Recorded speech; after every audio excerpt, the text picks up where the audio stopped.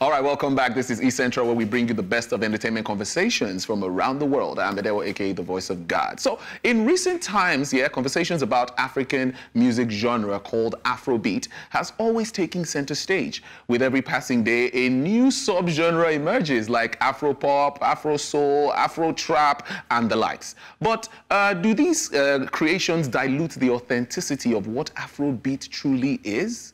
Now, today on the show, we're joined by a Nigerian artist heavily influenced by the Afrobeat genre, carving out his own niche in the Afropop genre as well. Now, please join me as I welcome my special guest on the show today, Ben Anansi. Yeah, my brother, how are you? It's good to have you here, man. Thank you for having me. You're looking like you are not affected by the Nigerian economy at all. Economy affects everyone. It affects everyone? I'm telling you. All right. Okay, so let's just dive right into the conversation, because Afrobeat is like the talk of everybody now. And let's look at how Rema, because Rema came up with a conversation about how people are leaving the essence of what Afrobeat is. But let's watch the video. So when we see that, then we have our conversation quickly. Let's check this out. Afrobeats are what you don't say, we don't indirectly sell ourselves, you know.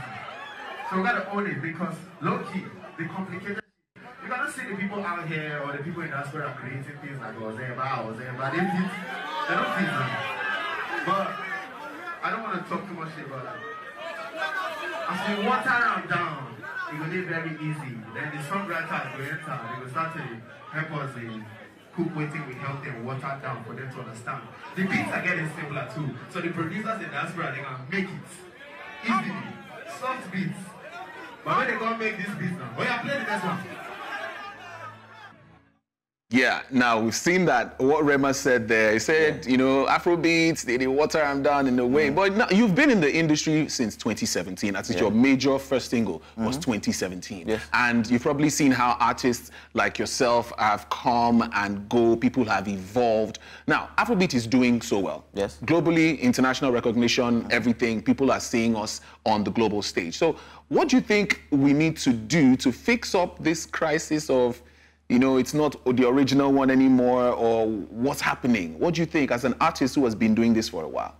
Well, you know, when you talk about Afrobeats, where the whole journey has begun for us, it began with Fela.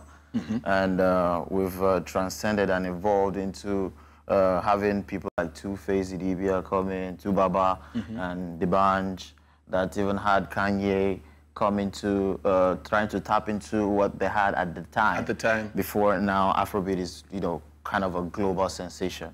So looking at all of that, I can only just say that evolving is just been the basis of what is really happening with Afrobeat right now. Because if you're not evolving with Afrobeat, then the same for every other kind of genre, in fact, globally. You cannot just stay in one part. Just not how you listen or how songs are before and how they are now. There is still this element of change that comes in with every new time that sound is being tapped into. You know, a lot of people said that Rema, there were some of the artists who were a bit concerned that, okay, can Rema really be the person to say this, given the fact that his major song was a collaboration with an international artist, you know? So what do you think that him making this statement, do you think is in the place to say this? No, it's not really about him being in the place to say it, but it's about asking what is he really trying to say. Because if you're saying Afrobeat is being watered down, I do not think or I agree with that. Because it's about evolving, like I said earlier. If you're changing, your core sound is different, but if you're evolving, let's say, for instance, you're having a foreign artist on your song. Yes. And this guy wants to jump on, let's say, an Afrobeat song. He's definitely going to try to come from a different perspective and try to give you a sound that is peculiar to Afrobeat. Let's say you want to jump on a trap song. For instance, I want to jump on a trap song with Future. Yes. I'm going to definitely try to find a way to fit in that genre. Do you understand? Okay. So if now on the third basis we try to do a hybrid song, or Future wants to do a hybrid song with me, and we're trying to create a different genre, you find out that our sound would definitely change to a point where we just want to have that balance. So that is what I'm just saying with Afrobeat. It's not like saying, okay, it's being watered down. No, it's an evolution that is happening. Now, sometimes some people would say in Nigeria here we have a couple of evolvement of Afrobeats from pop, trap, rock, and all that. And does that really affect the actual essence of Afrobeat? Because, like you said earlier, Fela, you know, we always give him that tribute to creation of this Afrobeat genre. So, bringing out all these other subgenres, don't you think it affects the originality of what Afrobeats should be? I don't think it affects the originality. The originality of Afrobeat is not just the sound. It even transcends to the artist, your accent. What are you saying? Are you speaking Pidgin? Are you speaking Igbo? You can even go straight to even the instruments. So aside the fact that it's this little element, even to the core of the person. Who is this person? Are you an African? You know, these are the things you need to look into when you try to categorize a person or a sound coming from a person, and to say that this person is either doing Afrobeat or not. You know, but internationally, like we had seen with the Grammys, they grouped, or they see African music as Afrobeat. Exactly. And does that really sit well with you as an artist who does his own niche? Do you think, okay, they can just categorize everybody as Afrobeat artists in Africa?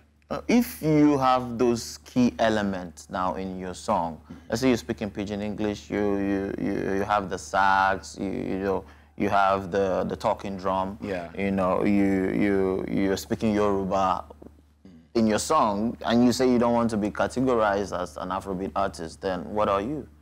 You know, it begins to have us want to question if you even really understand what you're saying. So if we have you not tapping into any of those elements, and say you do not have any of this in your songs. Let's say you're just doing a straight pop song, you're singing with The Weeknd, and you're not speaking Igbo, you're not speaking any of the native dialects of Nigeria, any Nigerian languages, you're not speaking Pidgin, there is no talking drum in the song, there is no amapiano anywhere, there's just nothing of the African element, then you can come out and say you're not an Afrobeat artist. But I thought Wizkid said he wasn't going to be grouped in the Afrobeat as well. Yeah, we'll wait for the Mariah album. We'll wait for the album. Then we'll take our pen and paper and start going, hey, there's a talking drum here, there's this there. Okay, now you as an artist, how have you been able to evolve? Because we know that it's been a process. You started this journey 2017. And it's been a process. The sound has changed. Rema made a statement about how people dilute the sound, but the sound has changed. From the selection of beats, the lyrics and everything. So how have you been able to evolve looking at how the sound has been changing? The sound started from playing on live instrument, like during the Fela, they recorded live. It transformed into what we just have the producers in their, airtight rooms doing their thing on the computer. You can never really compare that sound to what is live. And sometimes we still try to bring those live instruments into, like in my recent EP I just put out, Anansi, there is a song that had to tap into all those different, I even have like a live sax being played. So you do not just want to not evolve along with what is actually moving. You can always have to try to tap into having these guys who are in-house produce and still try to tap into that live music, because it gives you that originality of the core of the music. You do not really want to deviate too much from it, because that is really what you stand for. So if I get you right, you're saying that the live input, the live instruments, is usually necessary in creating the kind of music, and that's the direction you've been heading towards. So would you say that artists who can't perform with a live band, is not an artist? Would you say that categorically? An artist who cannot perform with a live band is not an artist? You still need to do some homework. So he's still not good enough? I don't think it's good enough because even for my album launch, there's the EP launch, it was a live performance. I did that in Uganda. Okay. Because I was in Uganda on June 12th when I launched the EP, the Anansi EP. So it was a live performance of the entire song, and I saw how electric people felt during those performances. It's different when you're just rolling back and just playing what they've heard on tape. On a tape, on a CD. It's different. Yeah. It's a different feeling when they can connect with you. You're not just doing what they've heard on the tape, but you're connecting live with these people, interacting. It's a different feeling.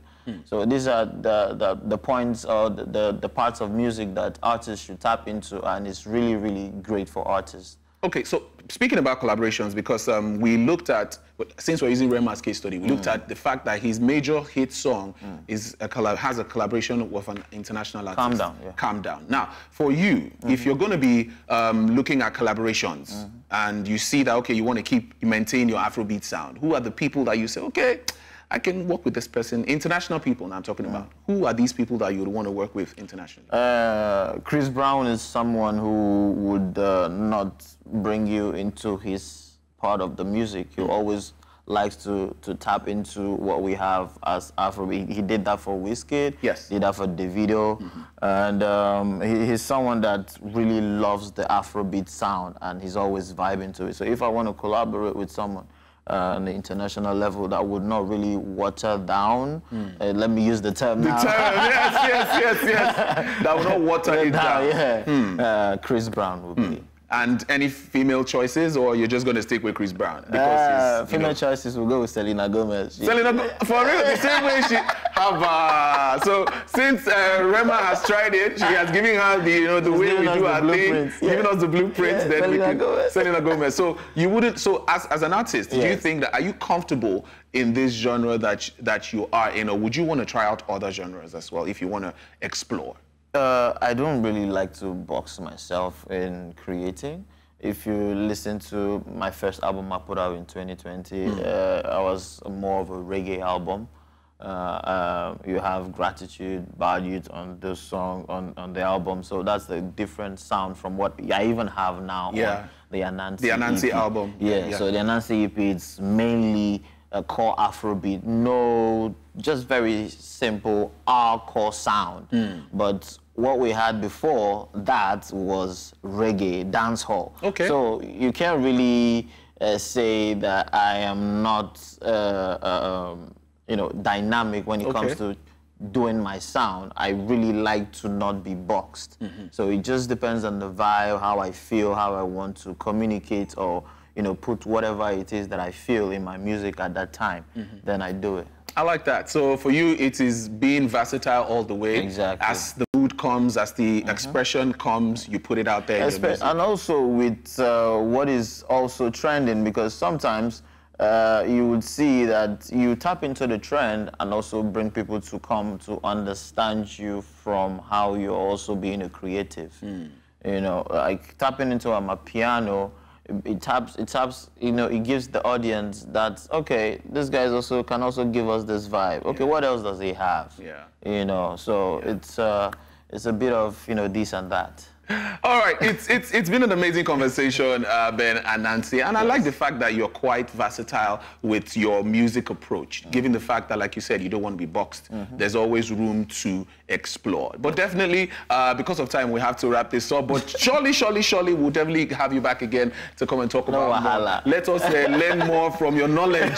Yes, sir. Thank you so much for having me.